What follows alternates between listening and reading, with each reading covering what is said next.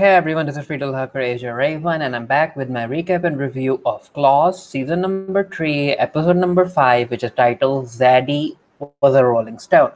So, in the previous episode, Desna and Roller were able to be saved, and this episode opens up with Desna taking care of Roller's wounds. And yeah, Desna, they both love each other, but there's also a lot of emotional baggage in there. However, Roller just wants to move in with Desna because yeah, he just wants to start his life with Desna. He's sitting there and he's like imagining how he'll change the decor of the room. And Desna, after what she went through with Roller and then Revolve, and right now she doesn't have any time for it. And I do appreciate the fact that Desna remembers that like 2 years ago these two tried to kill each other, and she is like, I need time. I need to really like have a guarantee that a man won't ruin my life and all of that. And Roller is like, Desna, I love you, and I'll I'll be there for you. And Desna also mentions these daddy issues that she has, and all of that stuff. And then the episode takes a weird turn and it ends up playing a music video for You Ain't Moving With Me, feat Desna Sims and Roller Husser. And it's by Rajadas Records. And also, interesting fact, this episode was directed by Niecy Nash, the actress who plays Desna, and the entire song, it's about how Roller wants to be with Desna. He wants to move into her house, but Desna needs time. And no shade, but Roller's voice during the song, I didn't enjoy it one bit. So anyway, Desna goes to the her nail salon, and there's a food basket by Mac and Melba already there, and they seem to be sending a food basket every day, and Desna is like throwing the food into the trash. Now, I am a bit disappointed that Desna isn't thinking of revenge. She has moved back from the casino, and she tells the girls that she'll try and figure out something else to take care of them. As far as I'm concerned, I really wanted Desna to think of some sort of revenge, but that isn't happening. So she ends up telling her friends that Roller wants to move in, and it's not a surprise to Jen and Polly and Anne, and they actually tell Desna that it's a step that she should take. And then Desna again talks about her daddy issues and how she hasn't met her father in years. And turns out that Desna had been keeping up with what her father has been doing, and apparently he recovered from his cocaine addiction and he's an architect now. And then the friends talk about how Desna should reach out to her father. Yeah, even Anne is like, you need to reach out to your father, Desna, because if you guys remember in season 2, Quiet Anne ended up telling the truth about herself to her parents, and everyone came closer together. So over at the casino, Virginia goes to talk some sense into Dean, who has been like spending way too much time at the casino, but it's not working. Dean is basically living in the casino. So over at Rock Bottom Rehab, oh, Bryce? Yeah, Bryce. I forgot his name for a moment. Bryce is doing all of that counseling stuff, and Toby's there as well, and it's not really working. And then Uncle Daddy comes in with Jen's mother, and Bryce is like, yeah, I'm not helping her. How many times do I have to tell you, Uncle Daddy? And Uncle Daddy is like, you need to stay here, Bryce. Jen's mother needs help. And you can see that there's some flirting going on between Jen's mother and Uncle Daddy, and Toby isn't happy about it. And I'm like, Uncle Daddy, you should not disappoint Toby, because Toby can end up taking someone's life. He's that crazy. So in the end, Bryce decides to leave because he can't continue to work, especially because after what happened between him and Jen's mother. So Jen's mom is like, "Don't worry about it. I have a replacement in mind." So Roller talks to Desna about how he is moving way too fast, and he understands where Desna is coming from, and he'll back away a bit. And he also supports her decision to go and meet her father. So Polly and Joe are still having their thing, and I'm like, Polly, you're in danger, girl. And Polly is like, when I'm with you, I feel safe, and all of that stuff, all of that romantic stuff, which won't won't last. And he ends up giving her this necklace, which, I mean, the way they showed the necklace, it might come into play moving forward. So Desna goes to meet her father, and she tells him that she's her daughter and all of that stuff. And her father doesn't have any time for it, and he actually tells Desna that she needs to leave. And of course, Desna is disappointed. So over at the casino, Mac ends up giving Dean these mahjong. What are these? Domino pieces? I'm not really sure, and they're made of ivory. And yeah, you can see that Dean and Mac are getting close to each other. Then Melba comes in, and she has a word with Mac about why he's still focusing on Dean.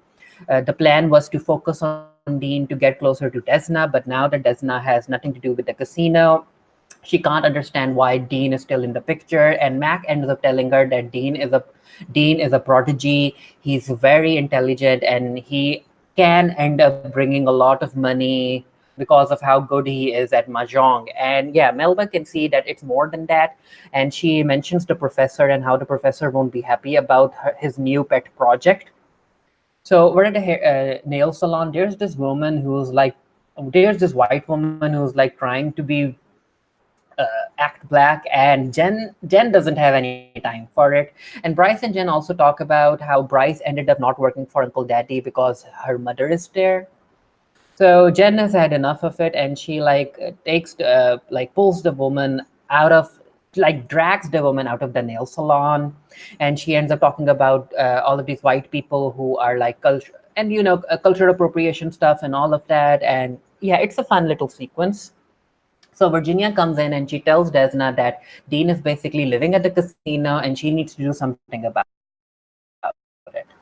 So as Polly is making her way to the nail salon, Yolanda, remember her? She's the accountant for Mac and Melba. Yolanda talks to Polly about how she took away Joe. So apparently there was a thing between Yolanda and Joe, and Yolanda knows that Joe and Polly are their extortion little project, and she wants a cut, and she basically blackmails Polly.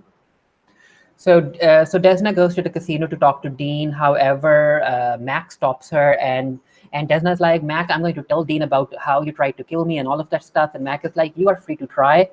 Dean won't believe it. So Desna has to leave. She leaves a message for Dean to call her and that he's in danger. He needs to leave the casino, but he doesn't answer. And then Jen comes in, and she tells Desna that her father is there to talk to her. And I really like this scene, where while Desna and Desna's father, what's his name? Kelvin? Yeah. Kelvin and Desna are talking. And Jen and Virginia are like trying to listen to the conversation, but Desna asks them, she like shuts the door on them. And then there's an entire conversation about how Kelvin is sorry and he wants Desna to meet her halfway. And then when she told him about her, being her daughter, he was taken aback by surprise and all of that stuff. So over at the rehab center, Virginia is using her new psychological powers to help the people over there, and Bryce isn't happy about it. So Desna and Kelvin are bonding, and Desna is like, I'm not really talking to Dean right now, so Kelvin, you have to reach out to him on your own. So Polly goes to Joe, and she tells him about what Yolanda did and how Yolanda threatened her, and Joe is like, don't worry about it, Polly, I'll handle it. So Kelvin does go to the casino, and he begins a conversation with Dean. He doesn't tell Dean that he's a father. And while they're talking, Dean is distracted, and he loses a game of mahjong, and he's clearly upset. However, while they're playing, Mac notices Kelvin talking to Dean, and he asks Joe to do a background check on Kelvin. So yeah, like I said, Dean is distracted, he loses, and Kelvin walks away. Bryce isn't happy about Virginia taking her job, and the rest of the girls are like, Bryce, just go get your job back. So Desna comes with Kelvin again to the casino, and this is where they talk again. And Desna tells Dean that Kelvin is their father, and Dean has to leave mahjong long enough to at least talk to his dad.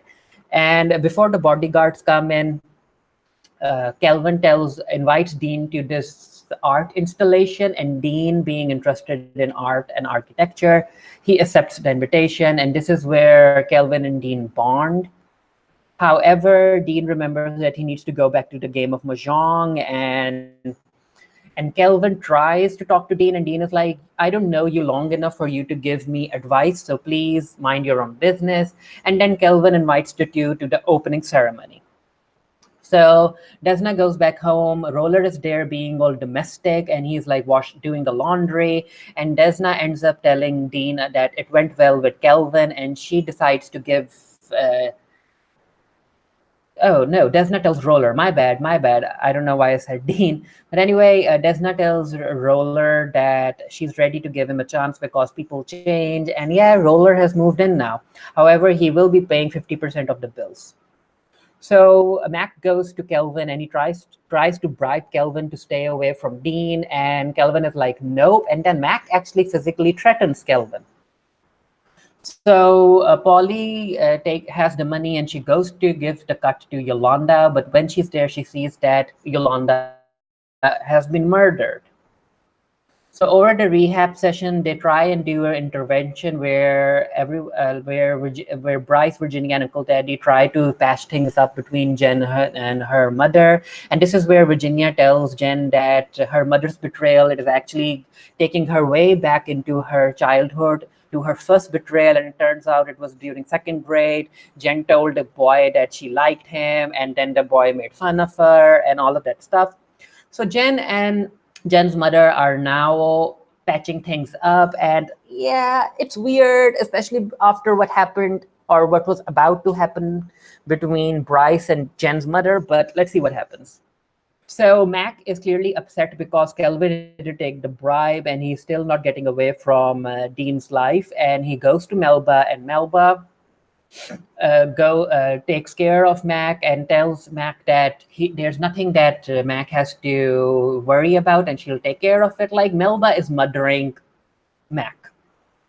So Polly confronts Joe about the debts, and Polly, she connects the dots, and she now realizes that Joe is responsible for Penelope's debt as well. So Polly ends things, and she walks away. So Melba's plan is to make Kelvin high, and she ends up distracting him and spiking his tea, and he drinks it.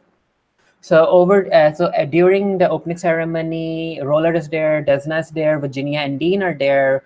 But because Kelvin is high, and he's super high, he ends up vomiting and making a mess of everything. And Dean is like, yeah, once a crackhead, always a crackhead. And Dean walks away.